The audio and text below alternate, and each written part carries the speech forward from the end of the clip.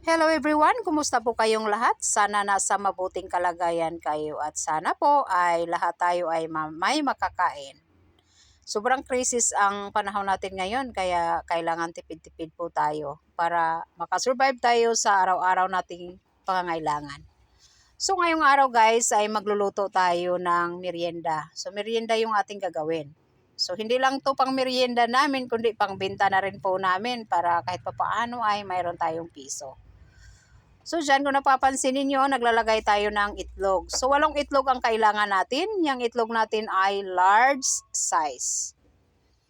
So 8 yung aking nilalagay. Kung yung itlog na ilalagay ninyo ay, yung itlog na stock ninyo ay medyo matagal na, huwag nyong gayahin yung aking ginagawa. Yung itlog kasi na yan ay bagong deliver sa amin, kaya fresh na fresh pa siya. Kaya diniretso ko na sa ating mixing bowl. At yan po ay hahaluin lang po natin ng dahan-dahan.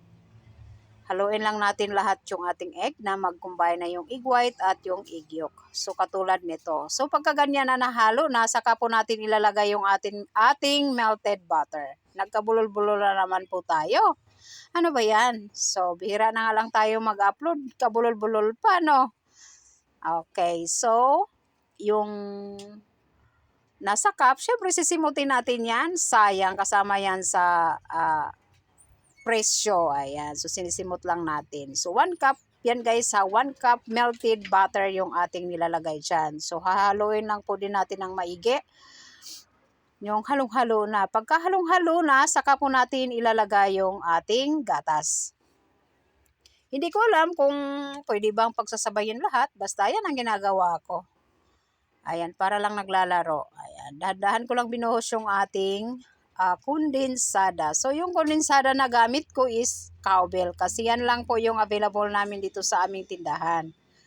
So, kung anong mayroon dyan sa inyo, kung gusto nyo itong gayahin, so, pites na yan. Ang mahalaga ay malapot na gatas pa rin yung ating ilalagay. Condensed milk. Ayan. So, 2 lata po yung aking ilalagay dyan. So, sinimot ko lang po yung laman ng lata dahil kasama po sa bayad yung mga dumidikit dyan. Ayan. So, haluin lang po natin ng maigi. Ayan. So, katulad niya, nahalong-halo na. Saka po natin ilalagay yung ating desiccated coconut. Tama ba yung spelling ko? Tama ba yung pagkabasa ko? Hindi ko alam kung tama. Char. Ayan. So, dahil yan ang available namin na brand, so yan ang ginagamit ko. Yan po pala guys, ay paninda namin yan. Hindi po yan sponsor ng RAM ha. Yan ay paninda namin na mag-expired na next month. Kaya ayan, lulutuin na natin. Huwag na nating antayin na mag-expired pa. Ayan. So, haluin lang po natin ng maigi. So, 200 grams pala yung ating ginagawa dyan. Yung aking nilalagay dyan. At hindi nakuha ng video yung isa dahil akala ng nagbibideo sa akin ay naunan niya yung video. Yung pala ay hindi. Kaya, bali, ang nilalagay ko dyan is 200 bawat isa. So, 600 lahat dahil 3 balot. Pero kung mayroon kayong malalaki dyan na 600 grams na, di mas maigi yun ang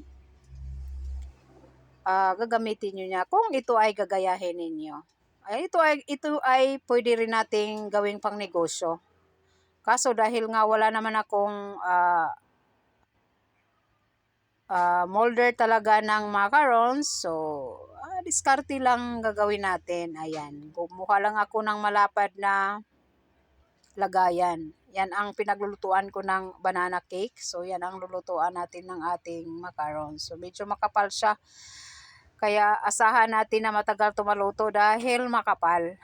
Dapat medyo manipis para mas madali sana maluto. Kaso wala naman akong ibang lagayan na malaki-laki, yan lang. So, yan lang yung ating ginagamit. So, nilagyan ko pala yan ng parchment paper para hindi po tayo mahirapan mamaya pagtanggal. So, pina-flat-flat ko lang po ng ganyan. Ayan, pagka na-flat na, syempre, bago tayo naglagay dyan, dapat init na po yung ating oven. So, lulutuin natin to sa oven. Ayan, so, mainit na yung ating oven. Dahan-dahan nating ilalagay sa loob. Ayan, o diba makapal yung ating macarons. So yan pala guys ay sinisit ko lang po siya ng 1 hour. Dahil sobrang kapal niyan dapat manipis lang para mas mabilisan na maluto. Yan, sisit lang po natin yan ng 1 hour. Ayan, so after 1 hour, syempre, kailangan din nating i-check kung luto na. Ayan, kumuha lang ako ng pang tusok dyan. Check natin kung luto na. Kung wala nang naiiwan sa ating taster, ayan, luto na siya.